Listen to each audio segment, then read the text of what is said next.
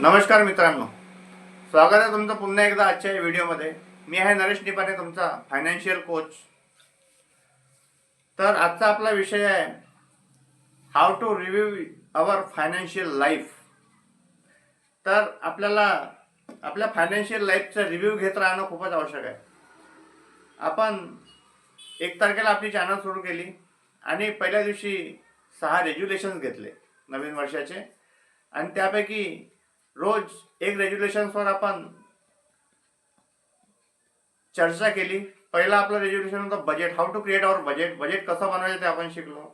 दुसऱ्या दिवशी आपण शिकलो की आपल्यावर जे काही कर्ज आहे, आपण प्रत्येकासाठी कर्ज घेतलं, त्या कर्जामधून बाहेर कसं निघायचं आणि कर्ज नाही घ्यायचं हे आपण शिकलो। तिसरं आपण शिकलो इमर्जन्सी फंड। आपल्याला इमर्जन्सी फंड लाईफमध्ये का आवश्यक आहे ते आपण शिकलो। त्यानंतर आपण शिकलो इन्शुरन्सबद्दल। आपल्या लाईफमध्ये कमीत कमी जे 4 आवश्यक इन्शुरन्स आहेत ते असायलाच पाहिजे। त्यानंतर आपण शिकलो इन्व्हेस्ट फॉर फ्युचर। फ्युचरचे आपले जे गोल असतात, लॉंग टर्म, शॉर्ट टर्म, त्याकरता आपल्याला इन्व्हेस्टमेंट करावी लागते आणि त्या इन्व्हेस्टमेंट्स राईट डायरेक्शननी चालल्या की नाही चालल्या, त्याचे आपल्याला फायदे होत आहे की नाही होत आहे, आपण आपल्या गोलकडे, अचिव्हमेंटकडे आपण चाललो की नाही चाललो, तर ते जर आपल्याला बघायचं असेल तर आपल्याला ते रिव्ह्यू करत राहावं लागते। म्हणजे त्याची पडताळणी करत राहावं लागते। कमीत कमी 6 महिन्यातून एकदा तरी त्याची पडताळणी करायला पाहिजे।